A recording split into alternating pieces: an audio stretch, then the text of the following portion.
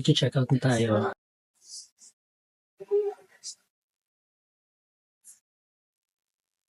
Nag-check out na kasi ako kanina, so hindi na nakikita yung name ko. Pero ang checkout dito via computer, hindi mo na kailangan pumunta sa front desk. And then search mo lang yung name mo, and then ilagay mo lang doon kung which room ka at what bed ka, then click checkout. We're done. Tsaka wala siyang keycard. Passcode lang para makapasok ka ng room. Tsaka passcode din para mabuksan mo yung bed mo. Hello guys, good morning. This is our last day here sa Luzerne. Tulad ng sabi ko kahapon, ang plan sana is pumunta ng Mount 3G. Mag-akit sana tayo ng bundok kasi maganda yung place na yun, funicular, cable car.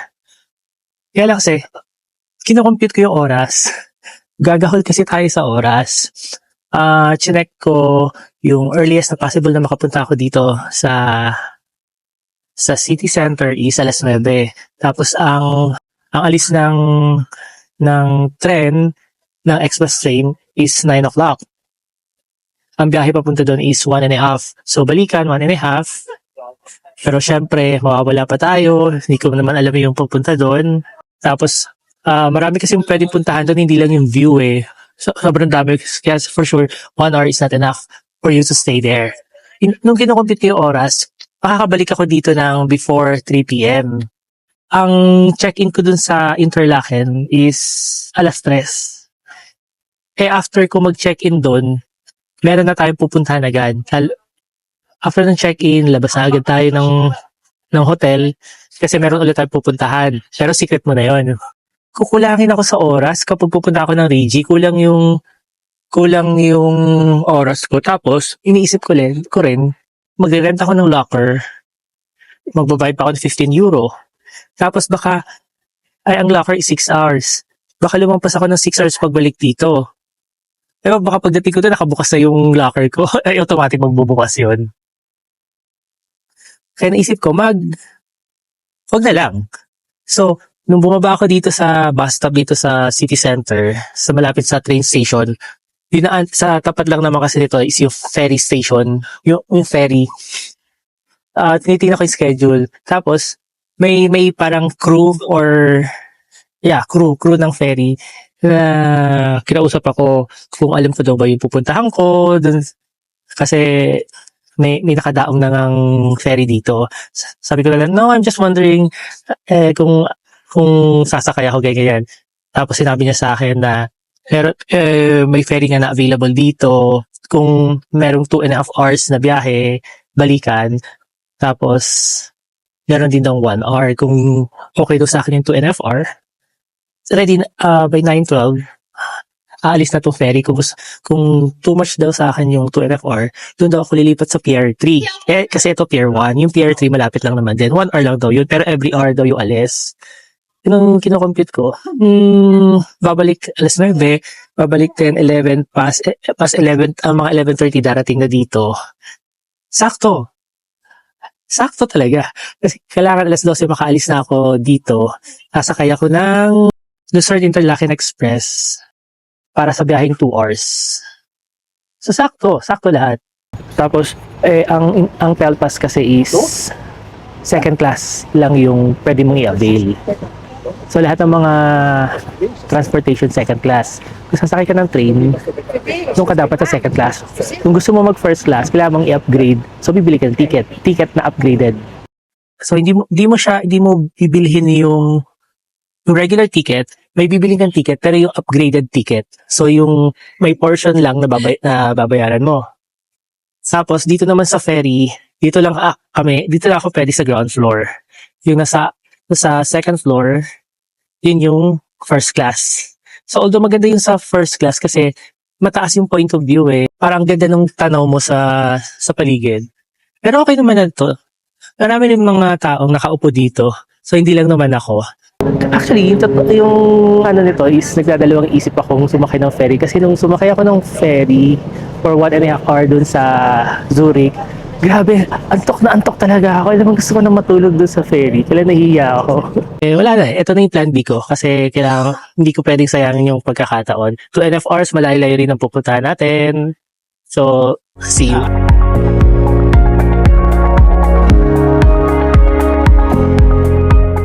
Punta tayo sa harapan. Check natin kung ano yung tsura ng harapan. Pero, ito yung hagdanan sa may front ng ferry. May pa-stairs sila. First class kasi sa taas, second class lang tayo. Kaya dito lang tayo. And then, for dito, para siyang lounge. Yan. So, ayaw mo naman ng mahangin. Pwede ka dun sa harapan na yan. Kailangan natin sulitin ang hangin. Hindi siya nakakasawang tingnan yung pagkat ng environment. Tingnan niyo naman. May pagpa.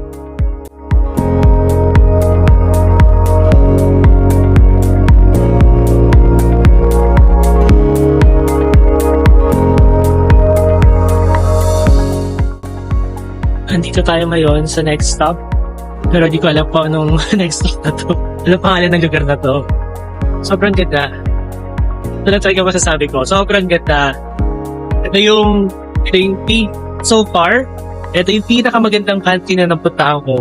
Ayoko kasi nung maraming mga buildings, maraming skyscraper.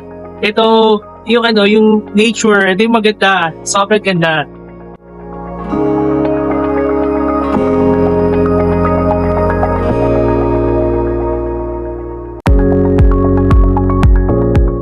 Andito tayo guys sa second stop.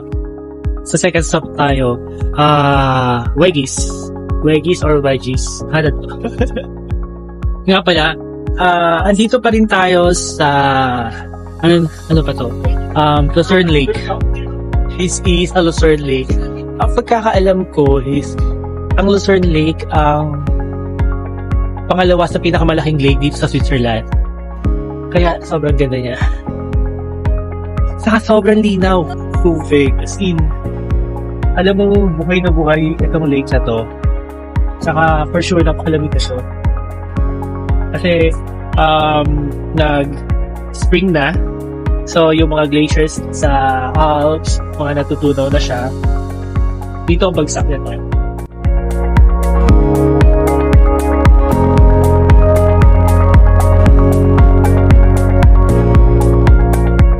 Bakit sana ako na hagdanan? Kaya na may nakapaskil sa hagdanan. First class. May nakapaskil talaga.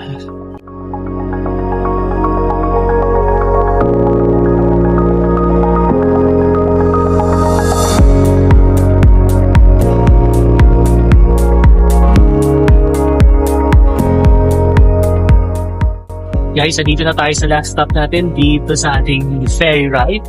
Nandito tayo sa second ride. And then, after this last stop natin, pabalik na ulit tayo sa Luzerne. May mga sasakay, siguro mga papunta ito sila na Luzerne. Pero actually, sa totoo lang, kung ayaw mong sumakay ng train from here going sa Luzerne, ito yung sinasakyan nila. Isa ito sa mga public transportation nila. Itong ferry na to. Guys, trivia nga pala. Naalala ko yung sa sinabi sa amin ng tour guide namin nung second day ko dito sa Switzerland, na ang Switzerland ay nagbebenta ng hangin. You heard me right. Nagbebenta sila ng hangin sa ibang bansa. Kasi ang hangin dito sa Switzerland is 100% napakalinis. Nagbebenta sila ng kinukuha nila yung hangin sa Alps. Kasi andun yung sobrang linis ng hangin. So, ang pagkakaalam ko, may dalawang companies na gumagawa nito here sa Switzerland. And then, pumupunta sila dun sa Alps, dun mismo sa tuktok bundok sa Alps, and then hinihigop ng machine nila yung hangin dun, and then From there, dadalhin nila sa company nila. Then, ikino-compress nila yung hangin na yon from Alps into a can. And then, binibenta nila yung compressed air na yon. So, i-export nila para sa mga tao na nangangailangan ng malinis na hangin. And then, yung can na yon ay it will last for 20 minutes. And ang sabi sa amin is, though that can will cost $20. $20 for 20 minutes. Ibig sabihin, per minute, $1. $1. Yan.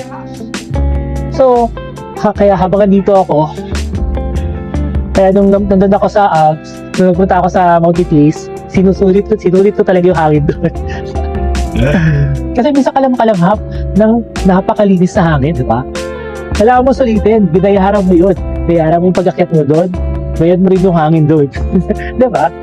Ang galing no, nagbibenta sila.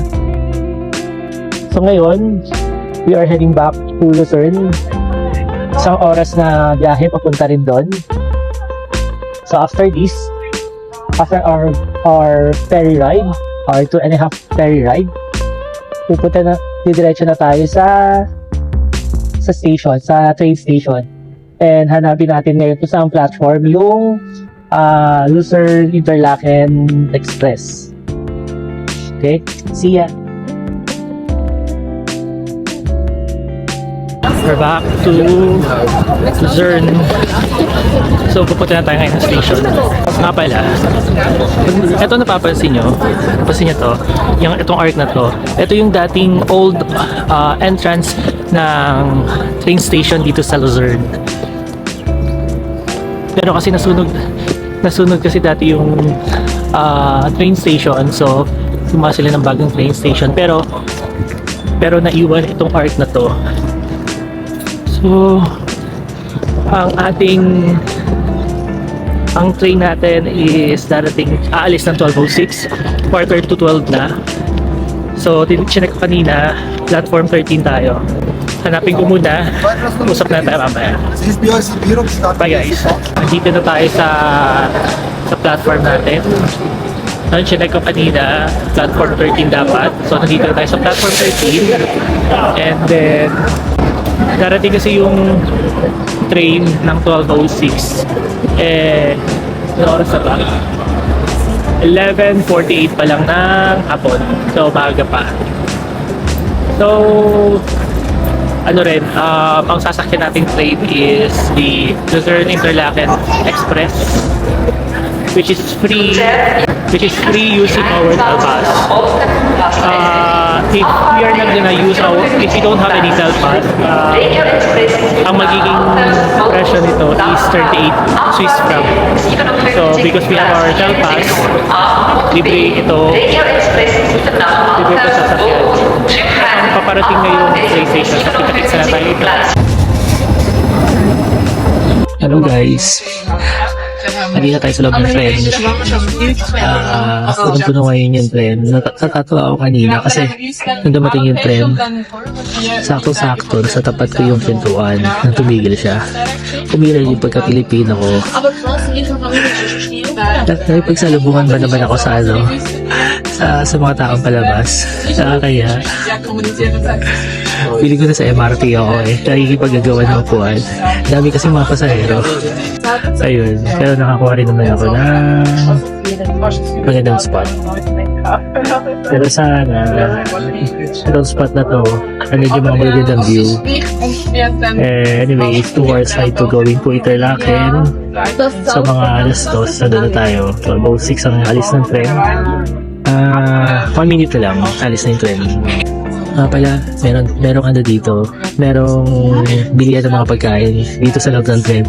Nakalimutan ko mag-lunch, kaya baka punta muna ako doon. Pero sana hindi naman times 2 ng price tulad na sa labas, kasi mahal na nga yung nasa labas Sana hindi naman nila i-times 2 yung presyo dito, di ba? Sige, kita-kits sa labas kaya.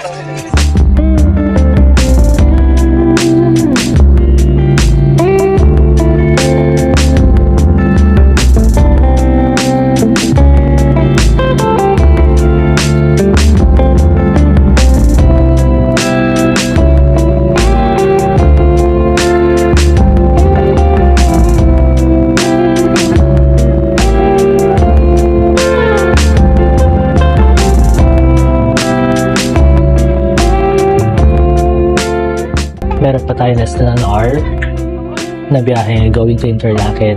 So, habang bumabiyahe tayo, may naisip akong i-share na trivia sa inyo. Alam niyo ba dito sa Switzerland, mataas ang rate nila ng gun ownership. Pero pero mas mababa naman siya kung i-compare mo sa United States. Ang Switzerland is pang 14 lang sa ranking na ng gun ownership. Even though mataas ang rate nila, they still maintain yung reputation nila as one of the most peaceful country in the world. And then, kahit na mataas ang rate ng gun ownership dito, sobrang baba ng gun violence dito sa country na to. And then, one of the reasons kung bakit mataas ang rate ng gun ownership dito sa Switzerland, because of their history, na lahat ng mga lalaki needs to serve military, they need to be in the military service at the age of 19 until 26 years old. So, kapag 19-year-old ka na, you are required by law na pumasok sa military service. Pero, if you are not decide, hindi ka pa makapag-decide or ayaw mo munang pumasok sa military service, you still have time to prepare yourself until 25-year-old. Kasi dapat pagdating ng 25, makapasok ka na ng military service kasi hanggang 26 lang yun. Pero ang military service nila dito is 4 months lang naman. So, once na makapasok ka sa military service, bibigyan ka ng government ng sarili mong baril. So, after na military service, sa'yo na yun. Ibibigay nila sa'yo yun as a sign, parang remembrance na pumasok ka sa military service. And then, yun nga, 4 months lang military service. And then, pero hindi pa yun doon nagtatapos. Kasi every 10 years, you need to renew your military service. Even though ang Switzerland is a peaceful country and neutral sila sa war, they need to prepare themselves in case na, syempre, hindi naman ibig sabihin kung neutral ka, hindi ka na susuguri ng mga kalaban mo. Lalong-lalo pa, pinapapaligiran sila ng malalakas na bansa, like the Germany. Diba? Alam niyo naman kung anong meron sa anong history ng Germany. Then the France, nasa west nila. Then the Italy, may history ng Italy na they tried to conquer France. And then the Austria rin. Kaya yun, they need to prepare themselves. Then, kahit na neutral sila. So, halos lahat ng mga tao dito, halos lahat ng mga lalaki dito, may mga sariling baril sa loob ng bahay nila. Ayun. Pero alam naman nila yung responsibilidad nila dahil may baril sila.